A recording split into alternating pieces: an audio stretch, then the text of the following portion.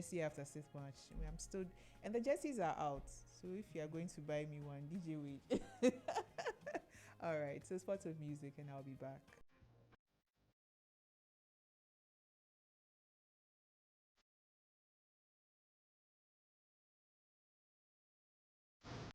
Z 101.9 FM.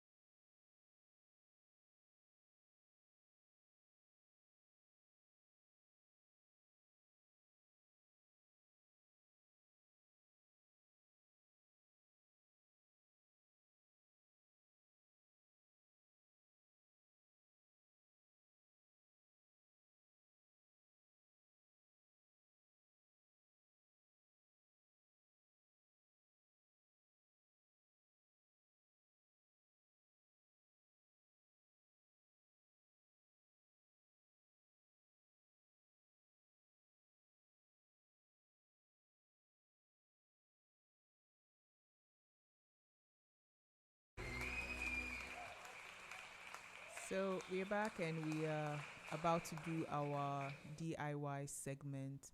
DIY again just means do it yourself. And today we're trying to focus on putting artifacts in our spaces. It's Ghana month, intentional reminders of what we can do to make our spaces look beautiful.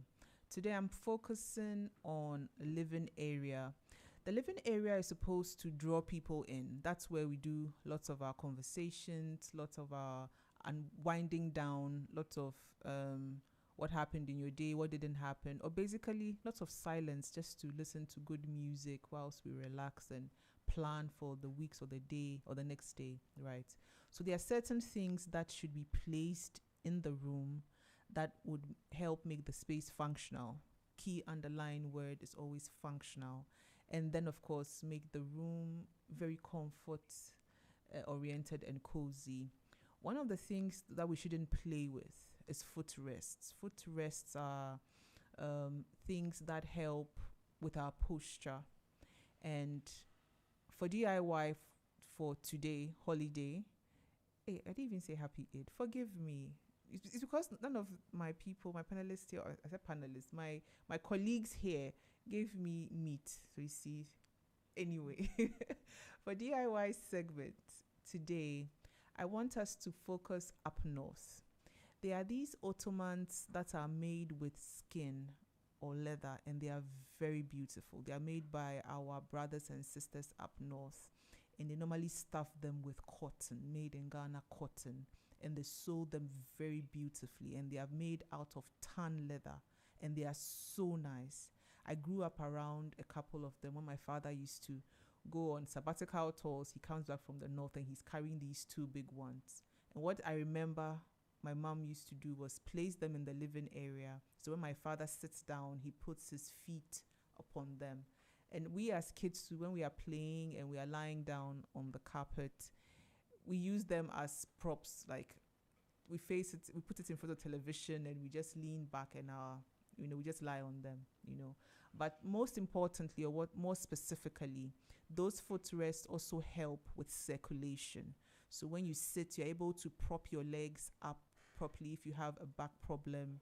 And we all know when you're growing up, posture is very important. So we are encouraging you on Z Decor Live today, or Z Multimedia is encouraging you that at least for your posture's sake, don't go and buy imported ottomans. Don't go and buy imported footrests. Go up north. You can order them online. There are people who are advertising them. If you can't go all the way up north, yes, because we know the distance is a bit far. No, it is far. So you can just place your order or get your friends or family members who apply that route, and they will get them for you. And they are beautiful, and they weave them. These are handmade. And when you buy from such people, you're supporting the craft. You're supporting the Ghanaian artisan. We need to buy made in Ghana. Okay. All right. So we'll do one quick spot of music, and we'll come back. And my guests, Kwesi, I've mentioned his name.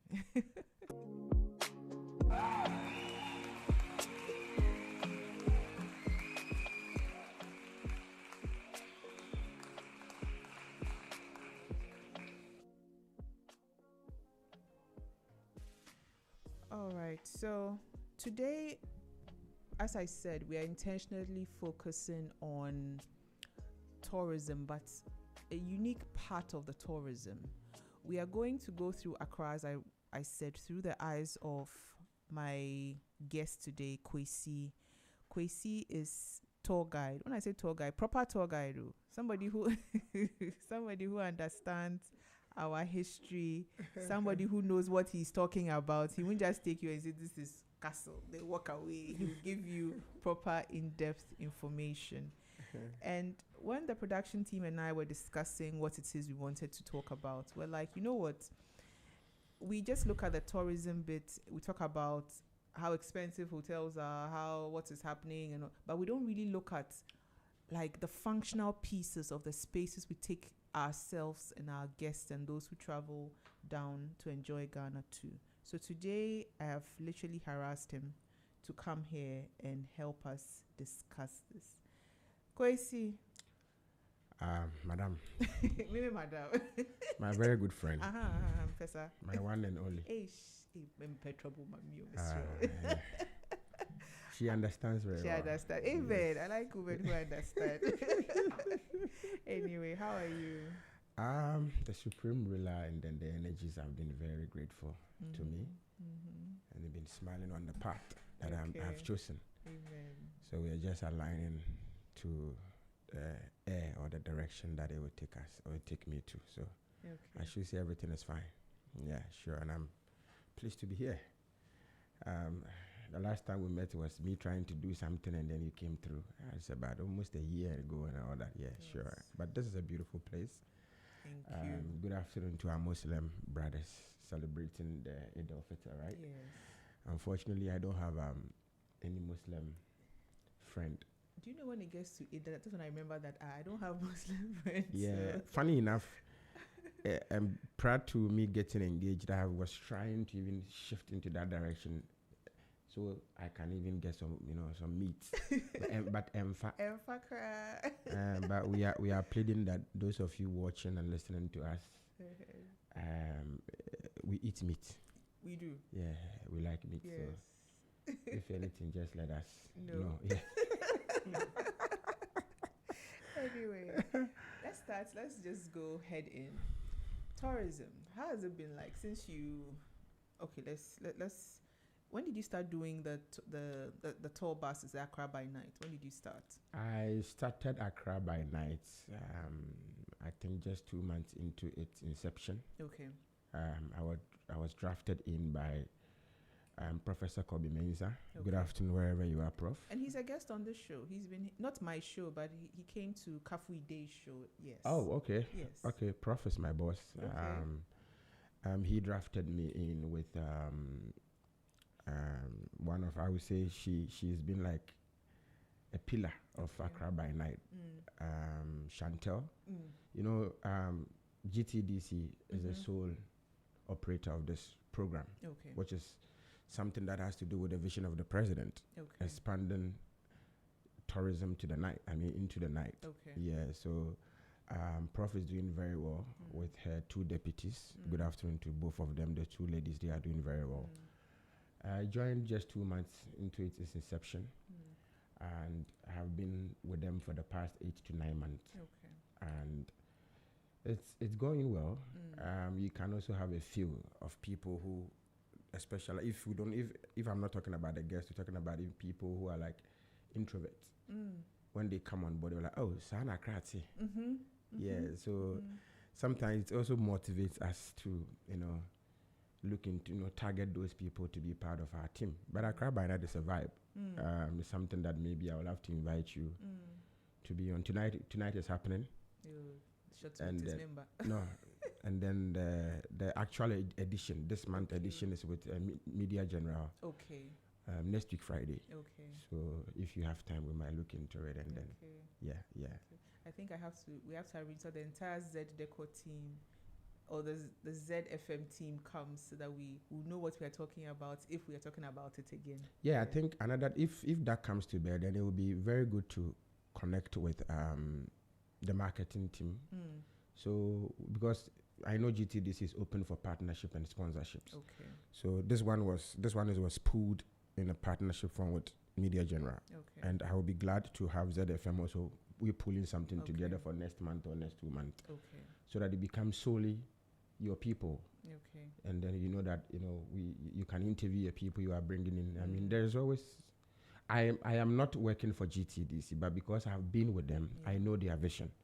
And I know when I tell them that ZFM is ready to do this, trust me, they will come on board and then we can do something. Yeah, sure. That sounds like a good plan. Yeah. Okay, so you have been across the country, right? Yeah, sure. How do you understand this topic we're going to talk about? It's something that basically Black Travel Network, which I am the CEO, and also the African director for Tales of a Travel Bag, is something that it's of main concern to us, something that we really were happy that you even, we're going to talk about it. It is one major pull factor. Deco, as far as this is concerned, should be a form of a storytelling. It has to be something that people trust, because when the trust is there, it leaves a whole mark for such a facility. It also has to come with solace. I like that word, solace. Yeah, so then it would definitely align to the culture of wherever the facility is situated, but still meets the international standards. So it's something that I believe that is a topic that myself, and I'm sure most of my colleagues, I'm also part of the National Association of Tour Guides, which you said, and I will use this opportunity to greet our national president, which listening, Uncle Sam Barnes, and then the Greater Accra chairman. They are all listening. So it's something that's of main concern to us. Funny enough, let me share this. Please do. I double as a tour operator. So there are two distinct, between these two things. I'm a tour operator and a tour guide.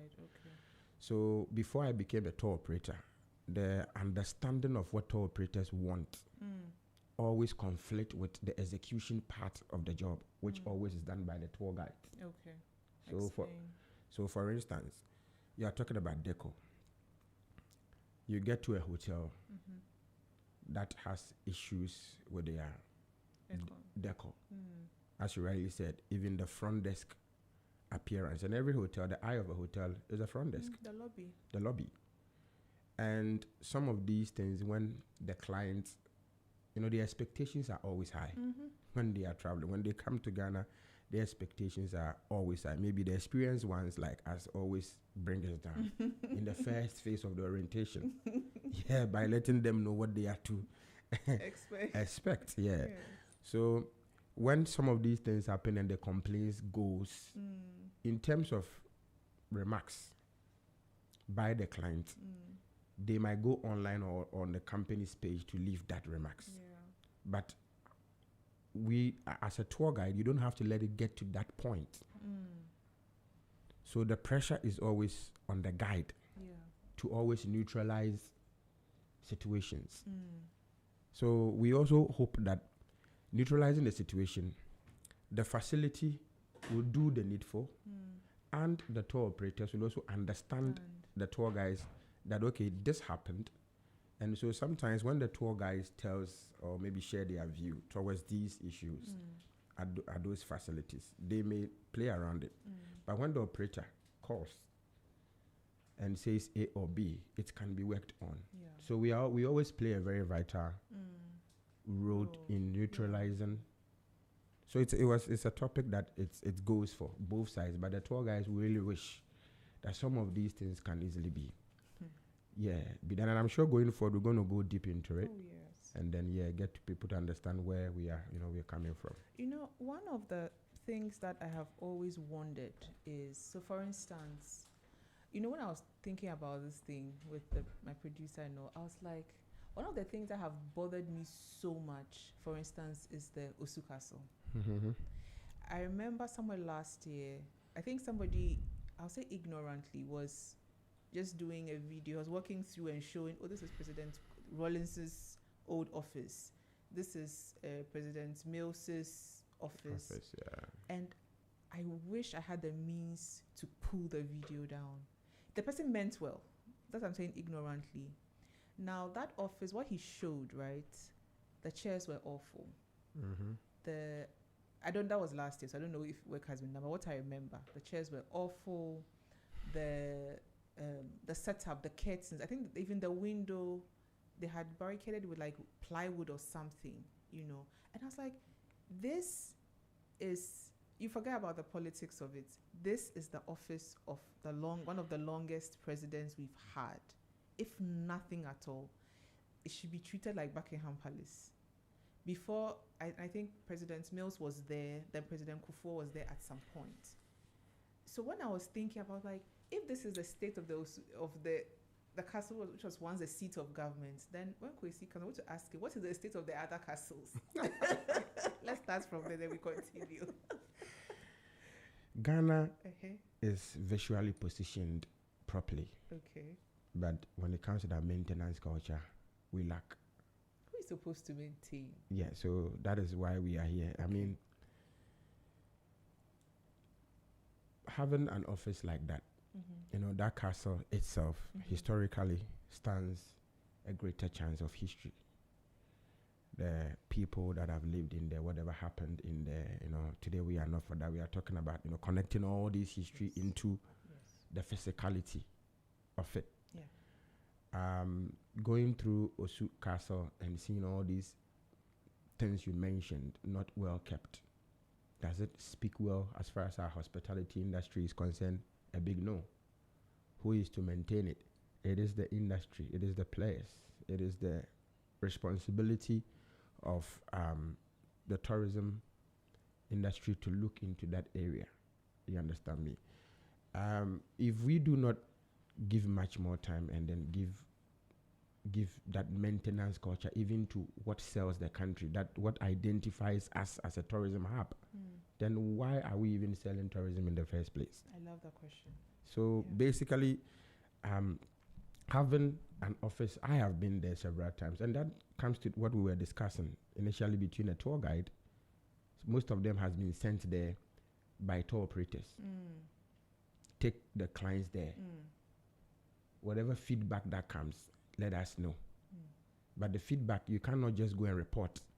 But you also, as a tour guide, have to tell the management, convey the report to your association, the tour operators, and then they will convey the information also to the highest authority. But some of us, as also tour operators, we have some platforms that we use in letting them know how these things are done, even if nothing at all. And because that chair is the exact chairs the president sat on it. So it's still there? It's still there. Okay. I stand to be corrected if it has been changed. But in preserving it, there are so many ways of preserving these things. Reupholstery is something, and we do them here. Absolutely. It's amazing.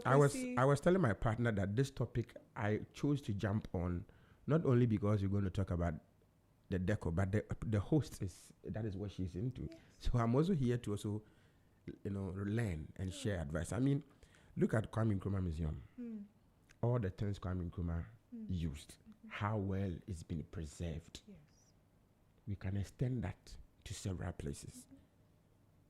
And I think the Kwame Nkrumah one, we're even lucky because he lived. Where was he? Where he was, I think Guinea or somewhere. Yeah, Guinea. So they kept some of the things. So we're even lucky that they kept them so well, and we're able to go and bring them. Yeah, there was part of the things in Guinea. There were part of the things that were also already in the country, yes. and were put together. Yes. Probably because he was a global icon. Yes. But Kwame Nkrumah alone is not tourism. I like that. And you just made mention of the castle that you are talking about is out of the shores of West Africa. There are only 3 castles built by the Europeans. There are over 40 forts and castles. Okay. And out of the over 40 forts and castles, there are only 3 castles. I will talk about castles, like castles like that, not forts. Okay. And all these 3 castles are in Ghana. You are joking. Yeah, so that positioned Ghana as a true Pan-African country. Look where at how I'm feeling my tune has come already. Yeah, because all the 3 castles are here. The one in Osu, that is the Christian Borg Castle, the one in Cape Coast, and the one in Elmina. So we stand a chance of, Ghana tourism itself, what we are selling is not necessarily about the edifice. What brings people here is the services and the warmth hospitality. Yes, our culture. And that has gone into the heads of the industry players. And neglecting what you just said. Yeah. Because if the visibility is on the services and people are coming in, how do we sustain? So sustainability, maintenance, the niche. Yes, the niche. You understand me? Is what we need to look at. Intentionally. Intentionally. And it's a must. If only we're going to talk about Ghana. Now, I'm sure all of these things may play a role as a point where people even see Ghana as one of the most expensive destinations in Ghana. So what is it there to look into? I belong to a couple of platforms where a lot of our clients or a lot of operators are, even though Ghana is like the trending place people would want to go, people are looking into East Africa. And it hurts me. Yeah, a lot more people are looking into East Africa, even in terms of transitioning. Yes. They are looking into other places where lifestyle and everything will be more easier. There's this for them. American, the musician Kelly's. Yeah. I've been following her. Now look, I'm like, mommy, we can't away, sir. The farms, the food. Like, she's selling Kenya in such a way that it's like the whole Africa is Kenya. You must come to. Currently, if you can, you see, I would say the digital guys are doing well in terms of selling Ghana. Yes, that's true. But most of them are selling Ghana based with their experience on digital marketing, but not necessarily knowing what is down there. Yes. I mean, somebody can just do a very beautiful video about Akosombo or about moving pick. But as you rightly said, that they don't know what is in there. So that is why we are here talking about it. You understand me? So on that topic of that room, the castle itself, even if nothing at all those materials the presidents used, most of our presidents were in there until our 50th anniversary. Yes. And so that should tell a story. A whole catalog. On its own. And so the materials, if I'm using a simple word, that they used, there are so many ways of maintaining it. Then it also gives that place or that edifice a value for money. Because people go in there and they pay, I think it's about 80 cities or 60 cities, and then come out after the tour. And sometimes it's also, put a sort of a burden on the site guides to overstretch stories. I was about to say, I've heard some stories. I'm like, are you sure this happened? Yeah, because looking at what you saw or what you identified is a worry. Big worry. And then a question can be posed to the tour guide. He knows it's a worry, and he is aware that it's an issue that needs to be solved, but he has to exaggerate as far as the storytelling is concerned. How do we do all of this so it makes even our storytelling becomes more easier? How do we even, so I think the authorities need to look into that. not only at the sites, places. There are so many places that you go, things that are there that don't necessarily fit into Ebri Gardens, the benches. What's going on there? Yeah, I mean, that's furniture. The benches are spoiled. They are broken. And I saw it online. No, what I'm saying is things I just see on, like, cause I'm mostly into furniture. My reels, or let me see, the algorithm has intentionally set itself like that, so I can be there and I just scroll up and I just see chairs, benches, and I saw these benches, Ebri, and I'm like, hey, what's that? Ebri is supposed to be like our number one garden, our den that we are bringing people, and we don't have outdoor benches worth it. Why? What's going on, crazy? Funny enough, Ebri is one of the places, even if you don't pay your entry fee, they wouldn't even let you enter. With those benches. So the layman question is, you are taking all this money. What's happening? When you go deep, they will also tell you most of the money goes here. It goes there. It gets here. All this conversation should be geared towards the authorities. But we have carpenters here. We have welders here. Absolutely. Those benches. Absolutely. It's not only peculiar to Ebri. There are so many places. When you go, even the entry part, there's a whole lot. I mean, the children's park. Now wow. It's like we've left everything to rust. It needs a very good investment. The children's park history is not just about place for fun. It has to do with something that to project Ghana's vision to come out from world. We signed a treaty with International Labour Organization, the ILO, and as part of building the Pan-African Front by for Sunderland and all of that, why the National Theatre is even there. The children's park was also ignited as a form of vision that Ghana has kids at heart. And so I was even surprised, or most of us are surprised. I mean, you are in a tour, especially doing Accra by night. It's beautiful to be on the bus in the evening, driving through Accra. And funny enough, there are some destinations during the day you might ignore, or it is not visible for people to see. But there are some destinations, whilst there is light or the place is too dark. Why is light all this place and that place in the capital city too dark and too bushy? I was about to say, don't you people ask that? Why is the place dark? As if we think. I was just about to ask. Don't the people ask that? Abba, why is this place dark? Because it's dark. Yeah. And we drive with our headlights. And funny enough, there are events happening there. Events happening almost every weekend. The Kinky Festival, I have been to a couple of. There are events happening there. Like, I think last week or so. Yeah, and I have been to a couple of events and they were like, oh, the location is not a place they would have loved to have this event, but probably the organizers may also feel that it is in a central part of Accra and all of that. But some of the events happen there is a social event. It's a family-friendly event that they come along with their family. And even if it's a Kinky Festival, you can't get the kids to sit at the event and listen to music the whole day, listen to or eat Kinky the whole day.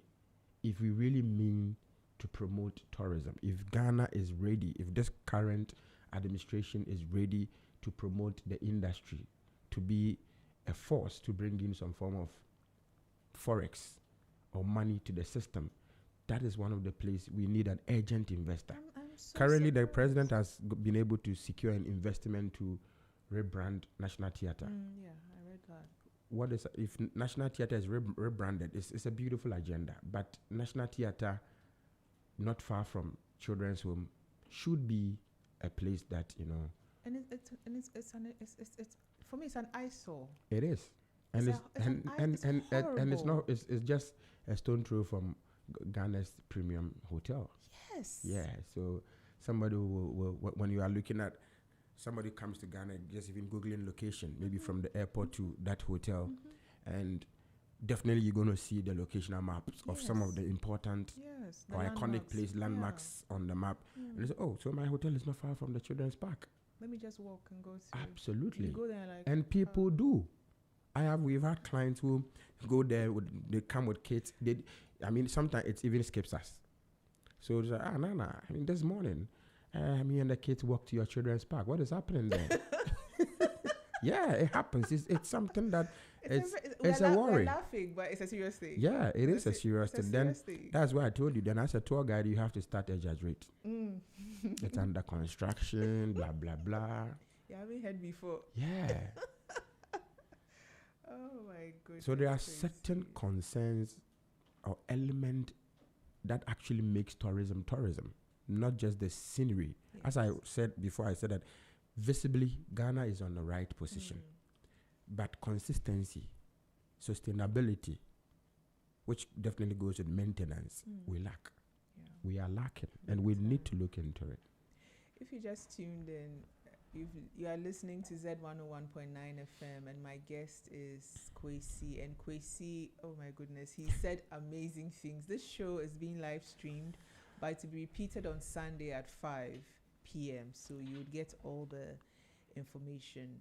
And this is also on all the Z platforms of TikTok, of YouTube, of Facebook as well. So if you've tuned in, we've done half time, but there's more to go. All right. Now, there's a question that I have here, which says that we have a lot of high traffic in specific quarters, right? How are we dealing with that when it comes to the furnishing, the decor, the setup, and all of that? How do you people deal with it as tour guides, knowing very well that, yes, some areas are good, some are bad, but when it comes to high traffic of December, everywhere is choked. How do you people deal with that? Some hotels are doing good in terms of decor. Okay. When we started talking about the initial stages, we were talking about what culturally identifies a particular facility and still meets the international standards. Some hotels are doing very well. And, tourism is all about, part of tourism could also be psychology, where playing the minds of the people when they even in a particular hotel, comes to bear. And as you rightly said, our target market is more of the diasporan community. Yeah. And looking at who they are, where they are coming from, what they've been through, in as much as we feel that they are coming home, their expectations are way different from how we want them to see things. Okay. They would want to be in a hotel that has an African outlook. They would want to be in a hotel that culturally, psych them to feel at home. Okay. So when these traffic goes into it, I believe some of these edifix can and should position themselves in a way to serve its purpose as far as the target market of these diasporans or the people coming in are concerned. Yes, there are other places that, the thing is a balanced situation. 30 December, Black Star Experience now, as we call it, and all of that is centered around a particular place, which you and I will know, Oxford. And Oxford doesn't have all the hotels. Oxford may have all the hotels that we are hosting people in. Oxford has about, let's say, 10% of it. The 90% is spread around La and Osu, East Legon Airport and all of that. But the activities GS towards Cantonment to Osu, the edifix and the facilities that are there, does it even fit into, as far as the living conditions of the clients are? Yes, most of them are, but the decor. The decor, I suggest that it has an African flavor, culturally sound, to identify and to play into the minds and the psychology of our target market, the diasporans. You know what our problem is? Let me tell you. We are all aspiring to have what is it? How will I put it? We want to have a clean look in our hotels or in our spaces. We want to have a modernized We want to have Dubai rooms in our spaces. We want to have that Dubai look. I don't say Dubai, that Emirates look of our hotels. Everything is white.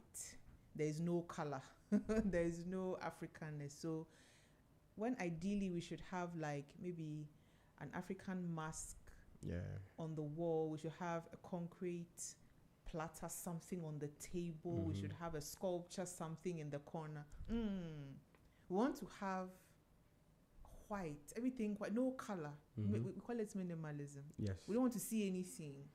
But the person that is coming from the diaspora, that person is used to that look already. What I come to show the person? The person wants to see color, wants to see vibe. Am I lying? Yeah, let me give you an example. Please give With me. my partner, we slept in a hotel in Cape Coast, which has always been my hotel that I use as a partner hotel until she and I had a partnership deal. Okay. Now, one morning we woke up and I asked her, how was your night? She said, I couldn't sleep well. I said, why? How can I sleep? And there's this, when you go to a hotel in Cape Coast, all their rooms are named after German heroes. Okay. And this is owned by a German. Okay. And then about 65% of their target market are diasporans. Okay. Which we've been sending people there, but I didn't know that some of these concerns is a must. Now I'm battling on how to even use that hotel again for her group. Why? Because anytime she opens her eyes in the morning, anytime while she's in the room, she sees a Caucasian picture right ahead of her. Yeah. It's a big The deal. reception has, and the owner of the hotel, I mean, you can't also not fault him. He's a German and has invested in that. Wherever his inspiration came from, you might not know. But it comes down to what we are talking about. The inspiration may come, but you are investing in a land that has a strong cultural identity. And the target market of Ghana tourism is a diasporian as far as leisure tourism or holiday travel is concerned. Business tourism, I will always say we do have a mixed. And that is where Ghana built the tourism from. We didn't necessarily used to have a tour or leisure tours in large quantities. It was business tours, and then the promotion of Panafest. Yes, Panafest did it. And all those things. And emancipation. It was born out of that the year of return came from. Now the chunk of the market is in the diasporian space. So that's what we're talking about. Sometimes continuity comes to bear, but you also look into trends. Has this hotel done a survey? Because there was a time I was there for like 3 days, and me and my clients, we were 4, were the only people there for a whole weekend. Meanwhile, when we went down to Elmina Castle, I saw buses of people, different cars having tours. I mean, groups in Cape Coast. It's not about return trips. They also did overnight. I spoke to other people from different hotels, and all hotels were booked to the extent that some of the hotels that are booked gave a stress to other hotels. Why is this known hotel empty? I'm not attributing it to it until this topic that you sent to me when I was talking to my partners at the bar. I said it could also be because my partner raised an example of what we just shared, decor. Another thing that is also very important is the kind of decors they use in these rooms. They should be careful. I mean, they should have a choice or a taste. Some of them, the colors in the room and the curtains doesn't match these things at all. And it's a big problem. Curtains. Yeah. We call it window dressing. Window dressing is a very big topic in decor. And some of them actually holds or can harbor wall geckos. A lot. So now we are going deep, even though the time is about. I'll make it brief. Try, go. See, one problem the diasporians don't want to see, and it can be of a headache for a tour operator, a tour guide, is a diasporan seeing the size of a wall gecko in the room. Trust me, she's not sleeping. Even me, the one I'm scared of. Yeah, you may. Because it's like absolutely. When you have a Caucasian in that room with wall gecko, the next morning you see the Caucasian petting that wall gecko. Oh yeah, you see the Caucasian petting that wall gecko, but the diasporan, you have to change that room right now, that night, or else we will raise a storm. Absolutely. Yeah. And sometimes also, in as much as we are looking for African identity, as you rightly said, the mask, the pictures, we should also be a bit considerate in terms of psyche. Yeah. You want to mean for baby who be? I want to say some of them are so you're making my DJ laugh. Some of the things are scary. It's true. Yeah, you want to mean for baby, like, something so extremely scary, just in the name of identity. So there should be a balance of deco to represent. See, I was in Kenya and I slept in Concord Hotel. What is Kenya known for? One of the things they are known for is giraffes. Yes. And entering Concord Hotel has a very beautiful giraffe. The colors they've given the giraffe is not necessarily the colors or the skin color of an original or natural giraffe, but they give the giraffe colors that fit the ambience of their reception. The space, yeah. So you are, and from Concord to the giraffe center is just about 30 minutes or 40 minutes drive. So that is telling you that you are in a giraffe community. Do you understand me? You go to places like Coconut Grove, in as much as that place may still look a bit like, old, they still keep that ambience. You get there and straightforward, apart from the coconut they give you to, everything there speaks about the community. So is it that, Kwesi, then if I'm hearing you well, there's something that you are saying but you are not saying.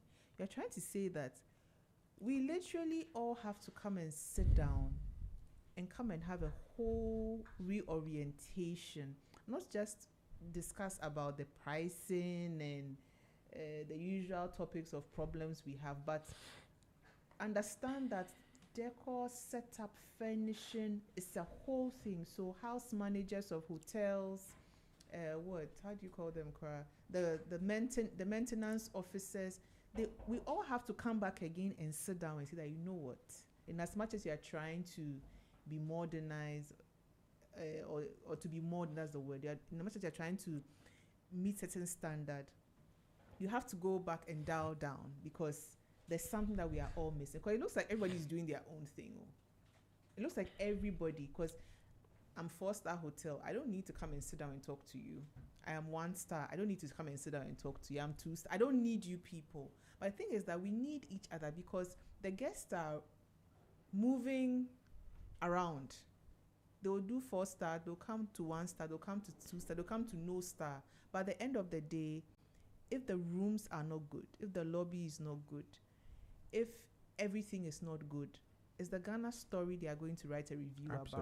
Absolutely. So who's supposed to call all of us to come and sit down? No, so before I even come to that, you see, we are managers of our own business, and costing a project or a tour also comes with items purchased to a hotel. Some hotels invest too much in some decors that are very expensive, but they just want the identification. That when I went to this hotel, this decor, I saw it in South Africa. I saw this decor in Kenya. I saw it in Tanzania. It is good, but it is not. It doesn't correspond with what you have. And basically, since importing that into the country, that cost is going to be transferred onto the clients and the hotel bills, and makes the hotel bills goes higher. You rightly made mention of carpenters in Ebri. You understand me? Let's focus in minimizing some of these costs by investing in our local product, in our local decor, in our local print, into the hotels. It doesn't change anything.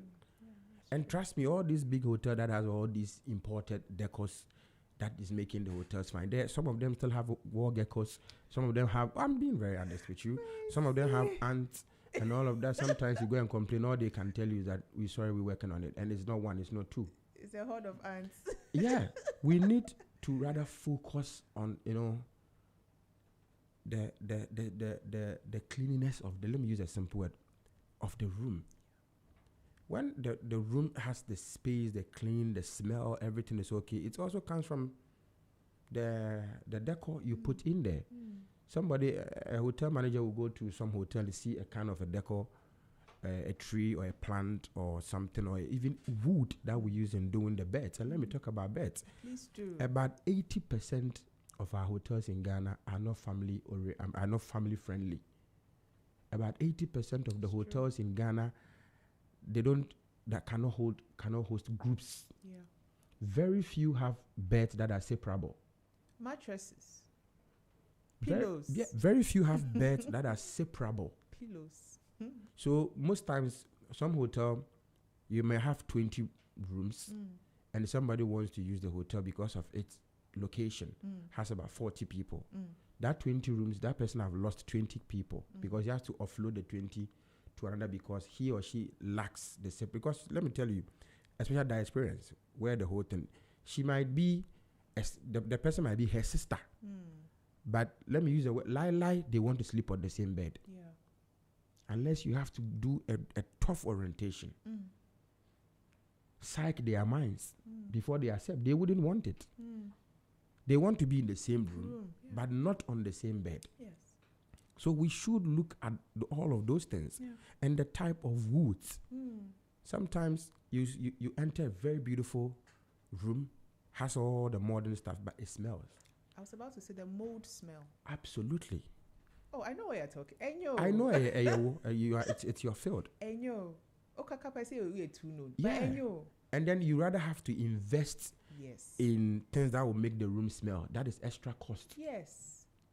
Air freshener is not going to hide the smell of mold. It never does. No. It other worsens it. I wake up and I'll have a cold. And if the person is asthmatic, you're worrying the person. Smell. Even asthmatic care. You know, these people, when it comes to sinus, allergies.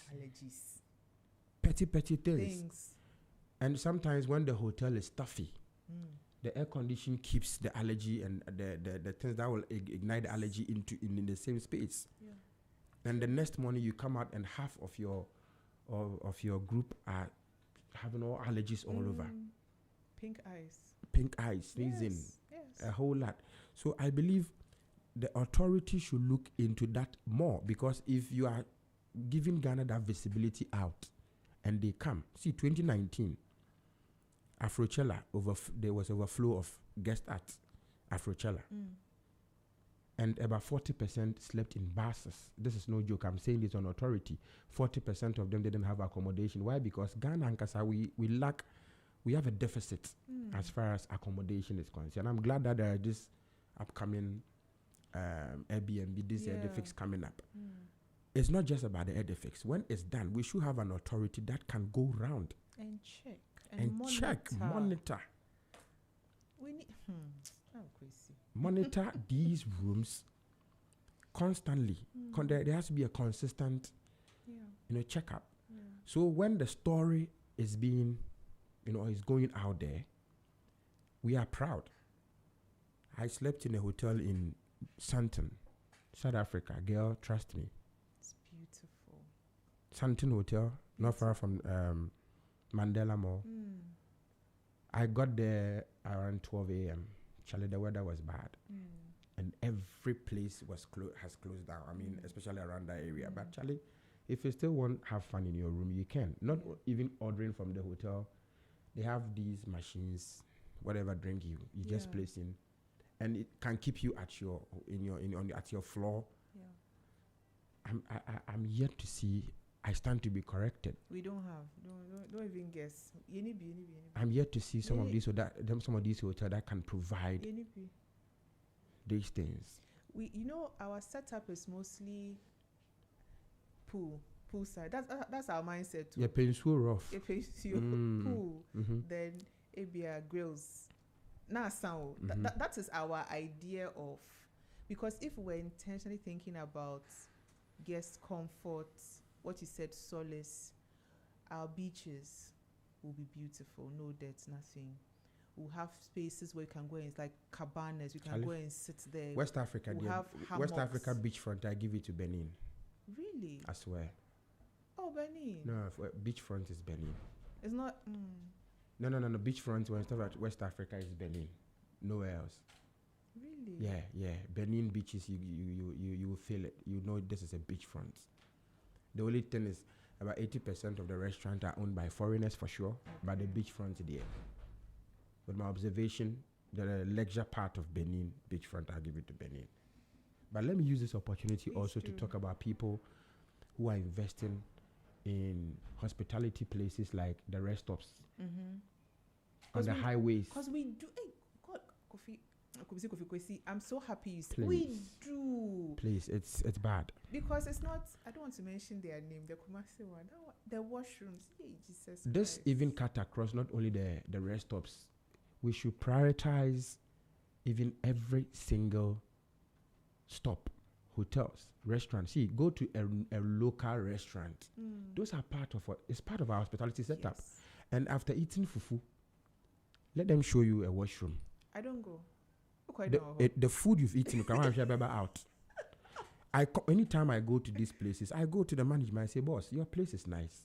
And I can confidently say about 90% of these places don't prioritize their washrooms. No, they don't. And I get surprised. Why are you running the facility for? And they for make the a food? lot of money daily.